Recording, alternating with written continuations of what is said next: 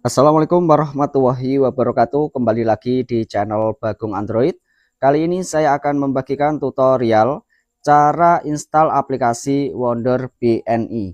Nah, bagi teman-teman kalau belum tahu bagaimana cara install aplikasi Wonder BNI, kalian bisa ikuti tutorial ini sampai selesai. Oke, yang pertama di sini kita cari aplikasi Play Store di HP kita. Kemudian kalian tinggal masuk seperti ini, selanjutnya masuk di menu telusuri aplikasi. Nah, di menu telusuri aplikasi Play Store, kalian ketikkan saja Wonder ya, teman-teman. Pilih yang nomor 2.